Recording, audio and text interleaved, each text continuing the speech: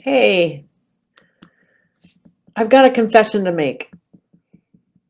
The idea for my company was not mine.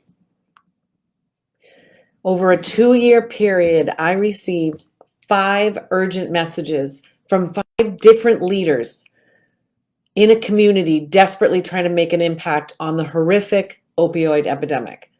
And all of these messages led to what is now tipping point recovery. I didn't know it at the time, but I showed up to a job working on call doing overdose intervention. And I listened, I observed, and I leaned in, and I showed up to be of service. So I want to let you know how and why tipping point recovery was created in literally 3 minutes. I want to explain what these urgent messages were and who they were from, more importantly.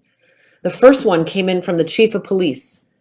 He asked me to ride along with his officers to offer help to people on the street. We would fly through town with the blue lights on, and he'd pull over, the officer would pull over, and people would start to scatter. But he'd yell, "I don't want to talk to you. She does." And I would walk over to them and I'd start talking about being an alcoholic, and I'd offer them help. The second urgent message came from the chief of physicians in the emergency room. She asked me to come share my story with the doctors at morning rounds.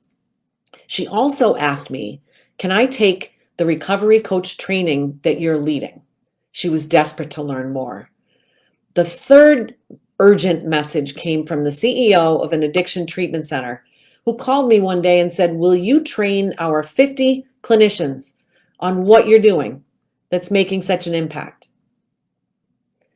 Then there was the fourth urgent message that came over this 2-year period. It was from the chief medical director of a behavioral health unit in a large insurance company.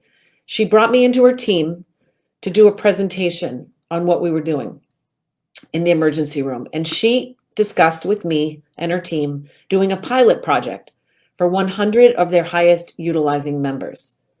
The fifth memo, the fifth urgent message that came in over this period, and probably the most impactful one, were the grandparents of a young man named Eric. They were desperately trying to help their grandson get sober, and his parents. Yet the things they were doing instinctively to help him weren't helping. They were actually helping the cycle of the addiction to continue, of course, unknowingly. They were hurting. We don't know how to love an alcoholic. We don't know how to help an alcoholic. And the real problem is not the alcoholic. It's the systems around us that are all operating in an outdated, compartmentalized model.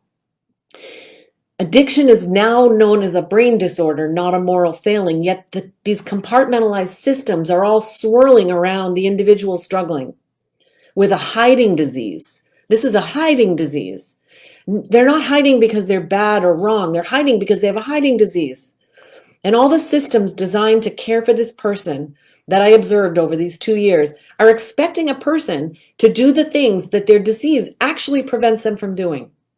We're pouring money into just making new drugs and improving each of these compartmentalized systems, trying to make a bigger impact. We're trying, but the problem's getting bigger and bigger and bigger. And one of the worst things about the way we're handling this right now is the family is left completely in the dark and they don't know what to do. My name is Kate Duffy, and that's why I created Tipping Point Recovery. A tipping point happens when we educate the people who care for and love the person struggling. So our programs provide education, lots of it, community, and resources and tools.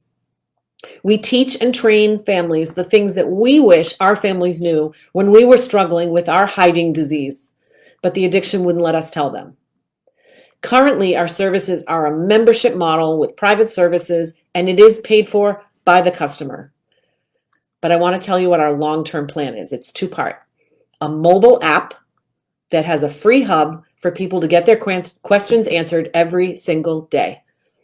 And the second part is an insurance-covered family model.